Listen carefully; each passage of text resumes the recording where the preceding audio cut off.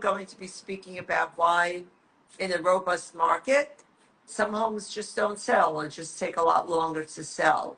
And this really, there are legal reasons, there are reasons because of the way the home is, and I'm sure there are reasons that have to do with financing at the last minute.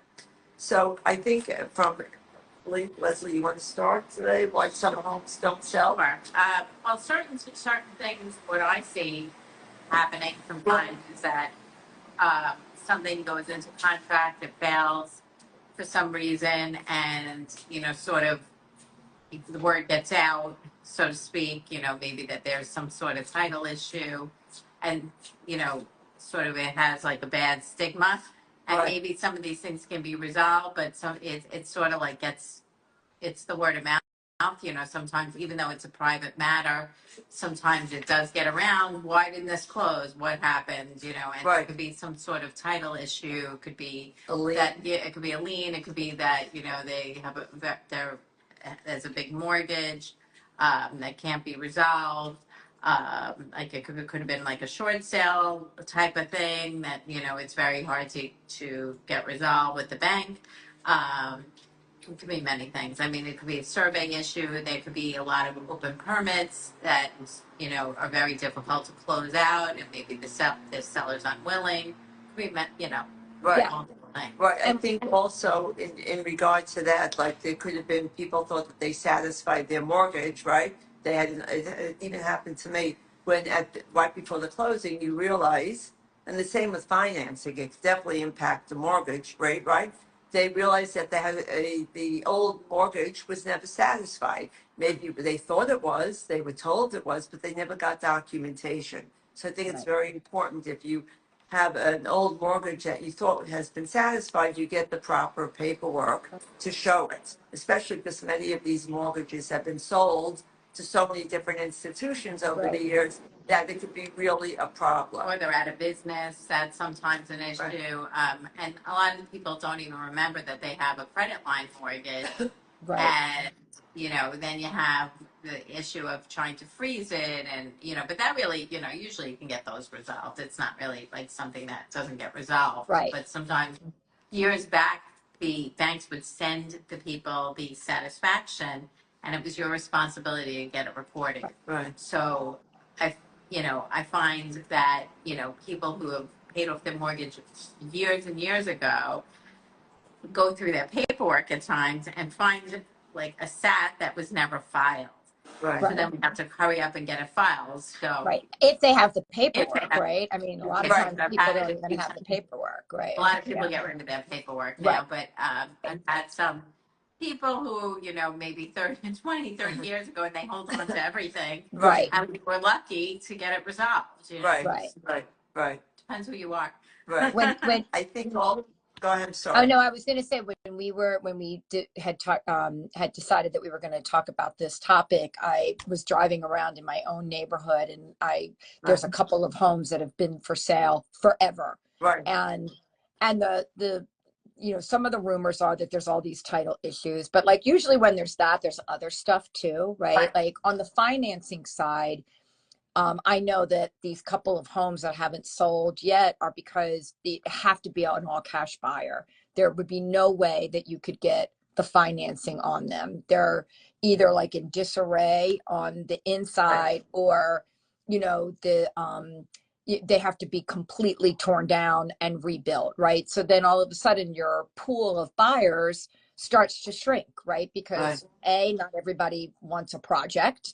And B, not everybody can come in all cash, and C, there's very few lenders. I'm fortunate to do construction loans, but there's not a lot of lenders that do that. So, but all of those properties also tend to have title issues too. Right. I feel like, things are compounded that make them more difficult to sell. It just happened to us where second time around, unfortunately, that a title issue came up, and I have to take it off the market now, although it's in contract. A lien, unknown to me, obviously, was placed on the property by I believe, an ex-partner, and that nobody wants to insure the property, so it's a real problem. Yeah. And also, I think another thing that can come up, I was reading about it, is that many times people have violations on the property because they never filed for permits, and those costs can increase and increase. And Right. it could add up to, I don't know, $50,000 or Yeah. $100,000. And the owners, they don't want to pay for it. So now Yeah. what do? They can't afford to pay off the permits, and it just interferes with the closing. I Maybe the house can I close. very recently had somebody that was purchasing a condo in the city, not inexpensive, like over a couple of $1 million, and was going to be doing a complete renovation. So I mean, overall, this was going to be about a $5-6 million deal. He had spent hundreds of thousands of dollars with an Right. architect, getting, the plans, working on the contract. We got everything done, and it never closed because the seller, they found out at the very end, the seller had not been paying his mortgage.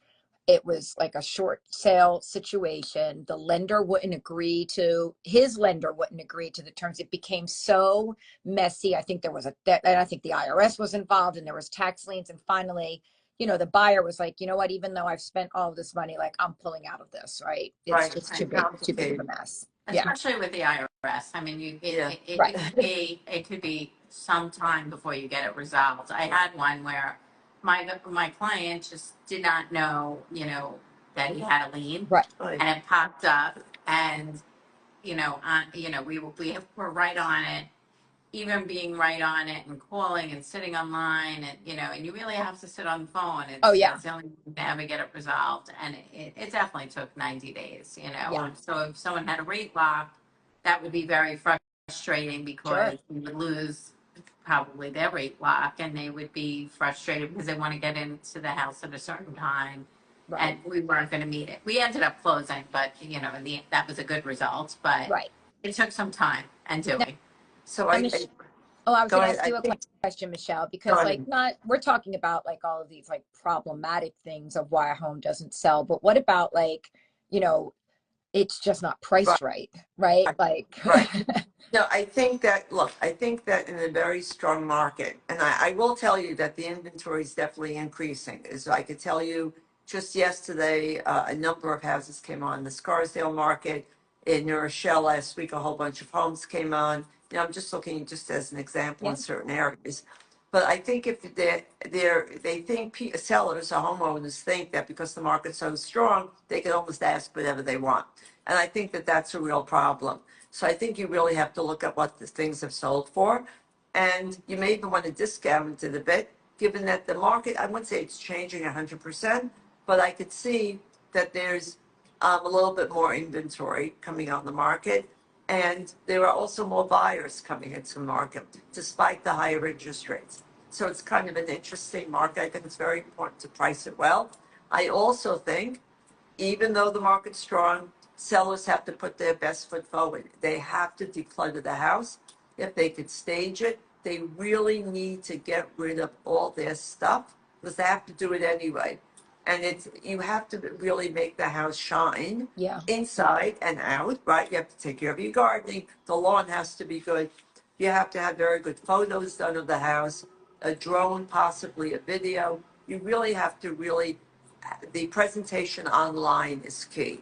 So yeah, all of these things could really interfere with a good house, yeah. right? Selling Yep. in a good market. You're absolutely on point with that, because I had a couple that was looking at buying a brownstone in Brooklyn, and they couldn't see past all of the clutter that this seller had, and it was like it checked all of their other boxes, right? It was in the area, it was in the right price range, but like they kept talking to me about how I just don't know, I just don't know if I want to make the offer. I mean, like, the seller, oh my god, it's so disgusting. I can't only Right. imagine what might be lying beneath all of it, etc. And yeah, I mean, Right. ultimately they wound up making an offer on another property, and that was really the only thing that they didn't like about that house. Right. I think the house also has to have the proper lighting. Right. You have to have really good light bulbs in there, and everything should be working. There should be no dripping faucets. There should be no simple things that you could fix Right. inside and out. If there are loose stones around on the front path, you should fix it.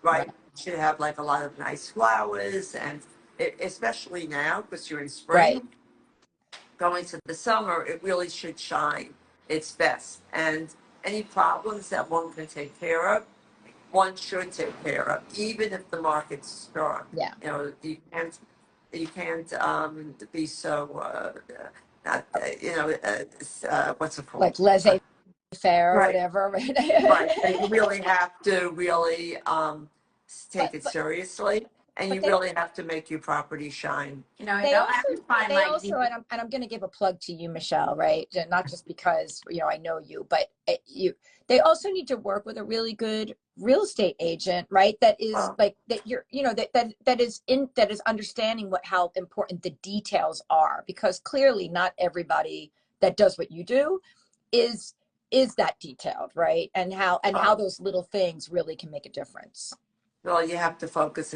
You have to have a good team, right? You have to Right. have a good attorney who's really detailed. You have to have a good mortgage broker or a lender who's really detailed. And because there are so many little things that can come up. Yeah. And I think also you're dealing with so many Yeah. personalities. You have to be able to kind of manage the whole point. I Yeah. think that's like Everything. critical, right? You know, I Marketing, and right? anything. uh Anything. I mean, that to me is like so critical to be able to manage everyone's personalities, not right. in a negative way, but kind of hold it together, because I think buying and selling, it's a very emotional Right. process. It involves somebody's asset, and Yeah. you really should kind of like take a step back and Right. calm down.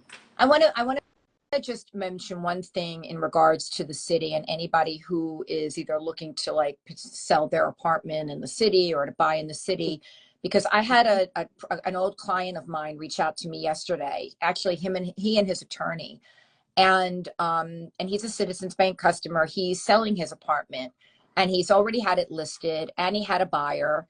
And then the buyer got turned down by their bank because of the building, right? Right, Not because of the buyer. And so right, he came to me and he was like, hey, can Citizens still lend in my building? And I said, well, tell me what. I said, is local law 11 work going on? right, I mean, that's right, probably what happened. And That's the right. biggest right. problem. And so, and that's it, sure is enough what it is. And so what we're doing, a suggestion that I would throw out to anybody who is going to list their apartment is, work with a lender who's going to already like look at the documents, the financials, the insurance, and Right. all of that of the building. Make sure that the building is still approvable, financeable, the different types of mortgages that can be made there, because you can market that when you're when you go to market your unit as well, like, hey, we've already checked into this and you can get the financing, maybe at these 3 places or whatever it might be. Right. I always ask people when they're in the city, I say like, find out who else lends in that building, who's done things that, because to me that's the easiest. I mean, and usually a lot of the bigger banks can actually quickly check Right. Right. to see if the project's approved. But this new local law, this situation with local law 11 does create issues and delay. Yes. And they want to see more of the financials, and it's definitely a holdup. I'm doing one now, a co-op, and it's held us up quite Yeah. a bit. Yes. Doesn't mean that it won't happen, but Right. it's had to get extensions and makes it, more Right. difficult. Unless you're a cash buyer, it's almost, it's no matter what, it's never going to be a 30-day process. It's going to be more like a 45 to 60. Yeah, minimum. Right. I mean, it's just, look, there's always been complexities when I always tell people, like, when you're buying something other than a house, not only is the lender approving you, but they're also approving the building. So there's always been 2 sets of underwriting, but there's definitely more complexities to it. It doesn't mean it shouldn't, I'm not trying to steer away people from that, right? Because there's still, like, listen, we, especially people live in the city, we live in a vertical market, right? So there will always be the financing there. It's really just knowing, understanding up front, okay, these are some, issues that are going to need to be dealt with, Right. as we're working through this, and getting to, from contract to closing. Right.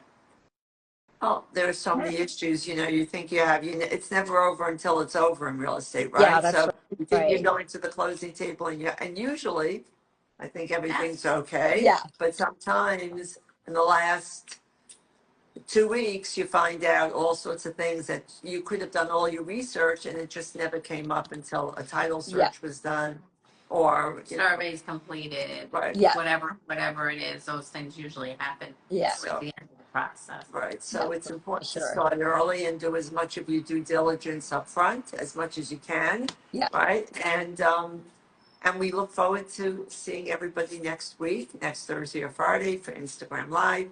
And if you have any questions, give us all a call. All Have a right. great Sounds weekend. great. Have a Happy wonderful Father's weekend. Day.